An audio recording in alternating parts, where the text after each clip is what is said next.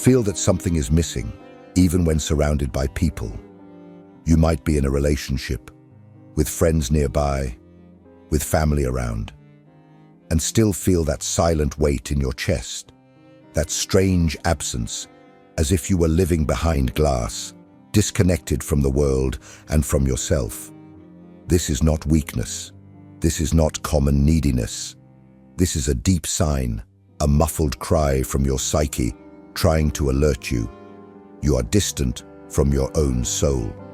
Carl Jung called this inner emptiness, a kind of silent existential crisis that plagues the modern individual.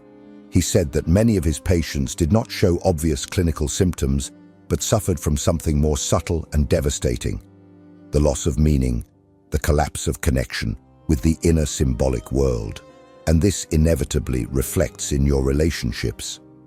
Because when you disconnect from yourself, you start to expect the other to fill the void you refuse to acknowledge. That's why bonds today seem so fragile, so easy to break, so full of frustrated expectations. People come together carrying needs they do not admit, projecting onto others what they lack internally. And when the other does not fulfill that role, when they do not heal the wound, do not fill the hole, do not meet the unconscious expectation, frustration, distance, and pain arise. The relationship collapses. But what crumbled there was not love. It was the fantasy. And this pattern repeats itself. You jump from relationship to relationship, or live within one that seems sterile, trying to reignite something that was never truly there. The problem is not with the people who crossed your path. It lies in what you have yet to recognize within yourself. It is in the shadow you have not integrated, in the inner feminine you reject, in the unconscious masculine you project. It is in your soul, forgotten and suffocated by a life that only looks outward. This video will not give you an easy answer, because there is no easy answer to such a deep question. But it can show you the path Jung proposed, the way back inside. Because as long as you continue seeking outside for the cure to a void that is internal, you will remain trapped in the cycle of dissatisfaction. What you feel is not trivial. It is your unconscious trying to wake you up.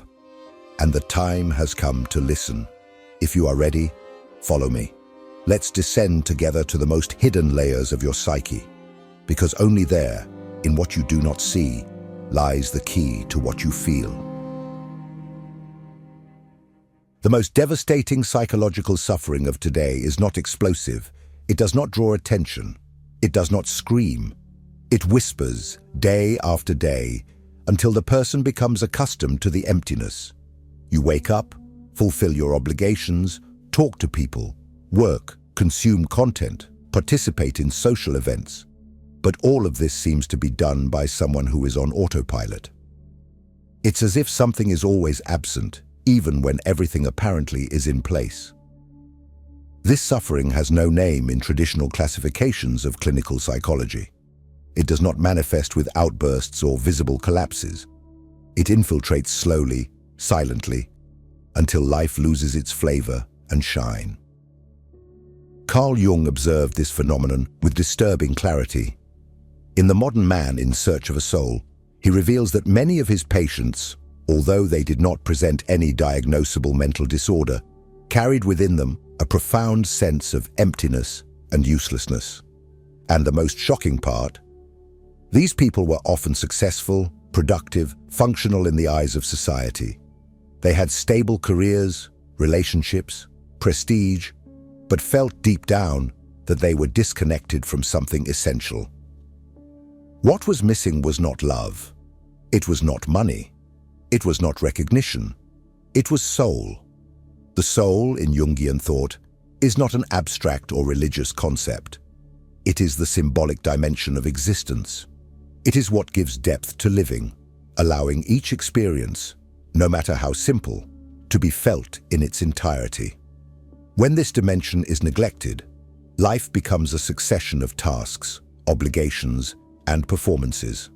The individual adapts to the external world, but at the cost of a brutal internal impoverishment. And this, sooner or later, shows up. Sometimes as boredom, other times as chronic discouragement. In certain cases, as a generalized dissatisfaction that destroys everything that has been built. And it is precisely in this state of existential anesthesia that relationships begin to fail. You expect the other to bring meaning, for love to rekindle the flame of life, for companionship to alleviate the invisible burden of existence. But the other cannot fulfill this role, because they too, very likely, carry the same emptiness. And the encounter between two beings disconnected from their own soul inevitably generates frustration, conflict, and abandonment. Modern society, by prioritizing having over being, has cut the bridge between the individual and their inner world. We reward performance, productivity, image, but ignore the subtle calls of the soul, dreams, symbols, intuitions, nameless discomforts. And the more we deny this side, the louder it screams. And this scream appears where we expose ourselves the most, in relationships. But this emotional collapse you feel is not the end. It is the beginning, because it carries an invitation to look within. And for that, we need to understand how relationships are, in fact, living mirrors of our internal fragmentation. This is what we will explore in the next part. If this content is making sense to you, click the subscribe button and subscribe to the channel. Thank you for your support. Human relationships, no matter how real and intense they may seem, often amount to mere psychic enactments. When you enter a bond carrying parts of yourself that you have yet to recognize, what you do not want to see in yourself ends up being projected onto the other. You think you are falling in love with someone, but in reality, you are falling in love with an internal reflection that has never been integrated. You believe you are hating someone else's attitude, when in fact, you are coming into contact with a shadow that has always been repressed within you. This is not cheap romanticism. It is deep psychology. Carl Jung warns us that most relationships are built on unconscious projections. You do not see the other as they are, but as your psyche needs them to be. This other then becomes a receptacle for everything that is disorganized within you. Unacknowledged desires, unhealed wounds, unprocessed traumas, unresolved childhood needs.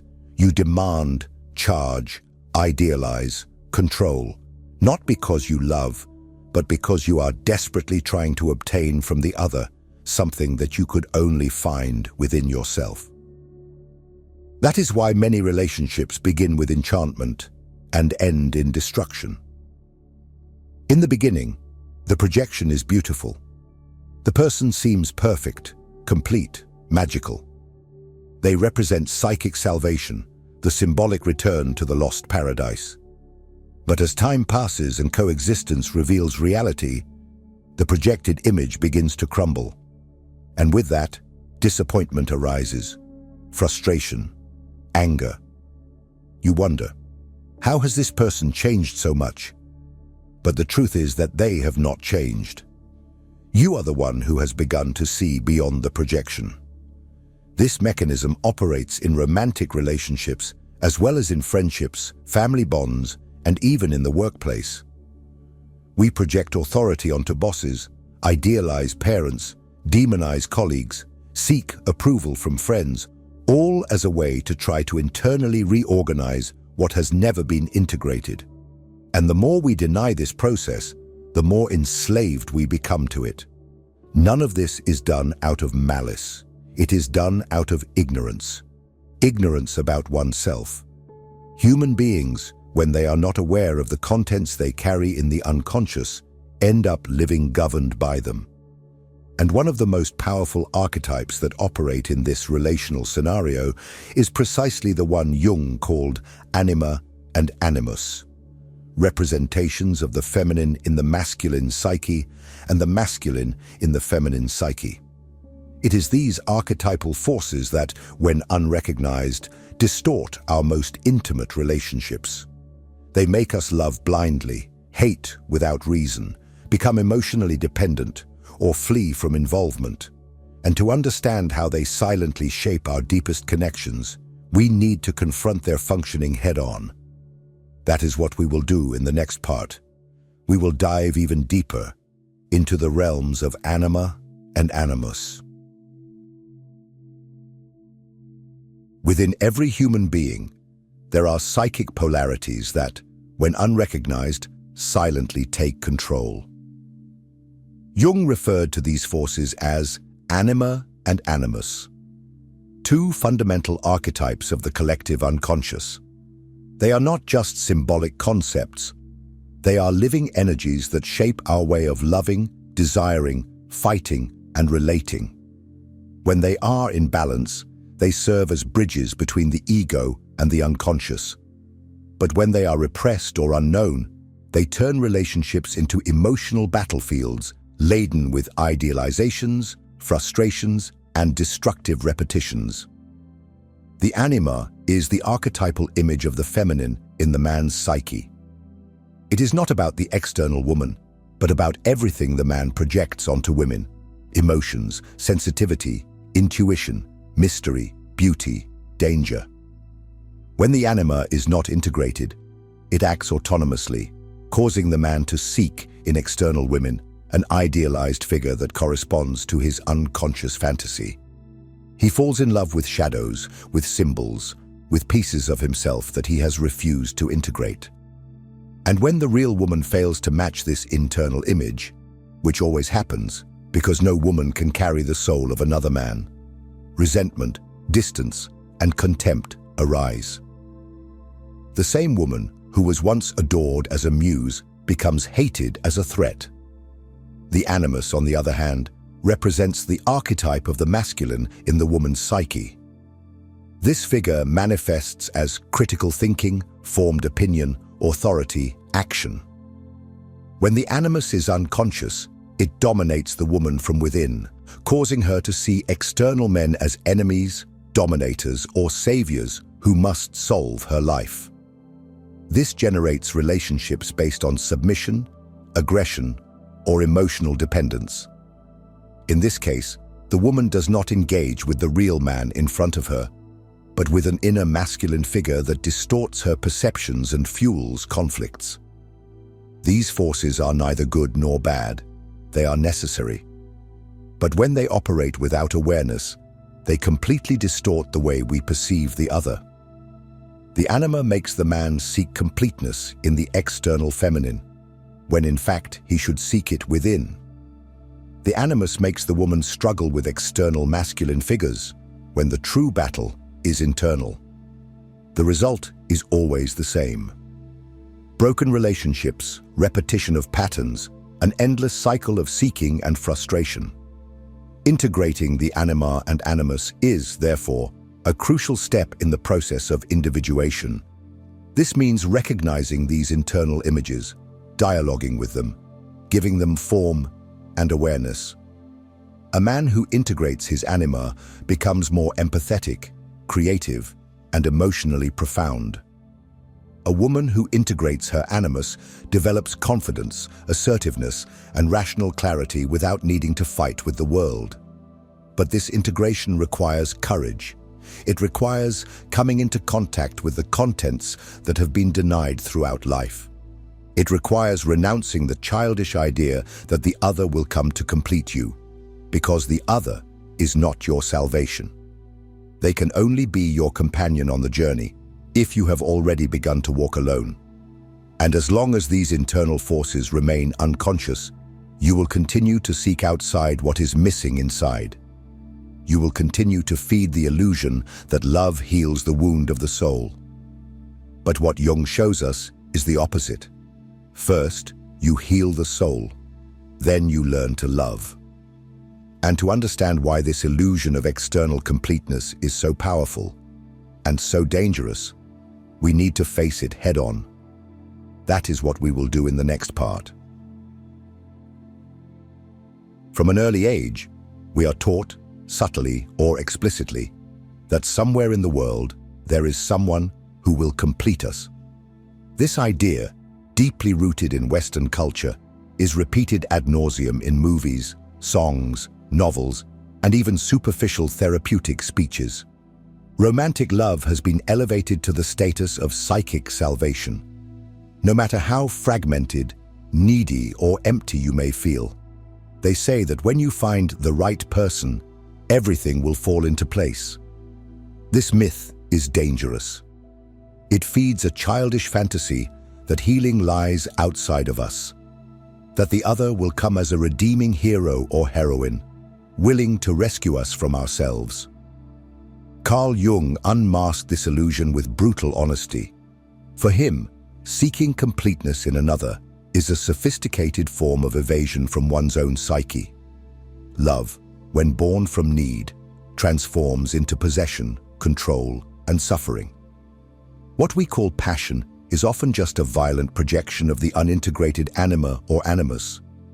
You are not loving the person in front of you. You are loving an internal image that your psyche has projected onto them. This explains why you often get involved with people who, rationally, make no sense, or why you are brutally disappointed when the other inevitably does not match the fantasy. This illusion of external completeness is a psychic trap. It keeps you in an endless cycle of searching and frustration. When a relationship fails, the mind seeks another object of desire, believing that the problem was the wrong person. And so you go on, jumping from relationship to relationship, accumulating pain, resentment, and a growing sense that true love may not even exist. But love has not failed you. You have confused it with healing. Jung said that every projection is an opportunity for growth.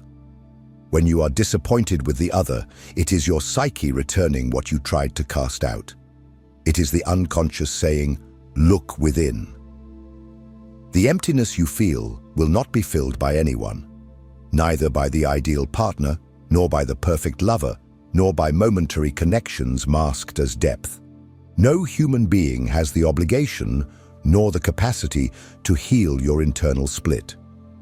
True completeness is a state of consciousness.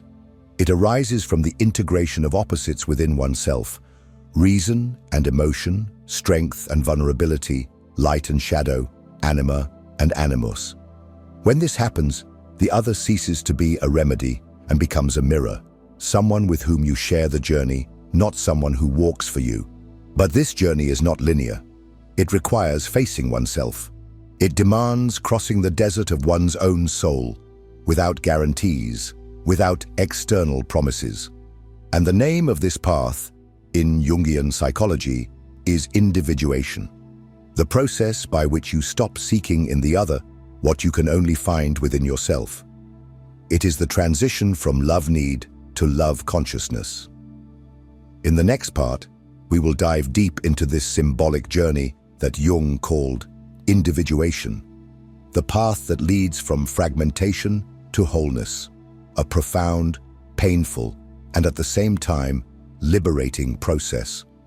The only real route to transform your relationships and, above all, your own existence. If what you're hearing resonates with you, you'll find real value in my ebook, Beyond the Shadow. It breaks down Jung's core ideas and gives you tools to understand yourself more deeply. Link is in the pinned comment. You have spent your entire life trying to fit in, trying to be good enough for others, trying to meet family expectations, trying to find a safe place within unstable relationships. And in the midst of all this, you lost touch with the one thing that could truly sustain you: your soul. Jung shows us that as long as we remain focused only outward, seeking recognition, love, security, and validation, we will live disconnected from the totality of our being. True transformation begins when you turn your gaze inward, when you stop running away from yourself and start the process of individuation. Individuation is not self-help. It is not a quick fix. It is not about becoming your best version in the eyes of the world. It is a symbolic, deep, and painful journey towards reconciliation with everything you have repressed, denied, or feared within yourself. It is the path back to wholeness. A return not to what you want to be, but to what you are in all your complexity. During individuation, you are called to integrate the fragmented aspects of the psyche, the ego with the unconscious, the persona with the shadow, the inner masculine with the inner feminine. Each step in this process requires confronting uncomfortable truths, your contradictions, your rejected impulses, your repressed emotions, your unprocessed traumas. It is in this dive that you find what truly moves you, and also what silently sabotages you. It is in this journey that the anima and animus lose the power to project fantasies onto others and begin to function as internal guides. The shadow, once feared, becomes a source of power, and the ego, once inflated or fragile, learns to dialogue with the deeper layers of the soul. This is the turning point, when you stop blaming the world or others for your suffering and begin to understand that healing can only come from within. And most importantly, when you start to relate not from a place of lack, but from a place of wholeness. This changes everything, because you no longer need the other to feel alive, seen, or loved. You have already found within yourself what you were desperately seeking outside. Relationships cease to be attempts at salvation and become spaces of truth, encounters between two whole beings, self-aware, willing to grow together, and not to devour each other. But to walk this path, maturity is required.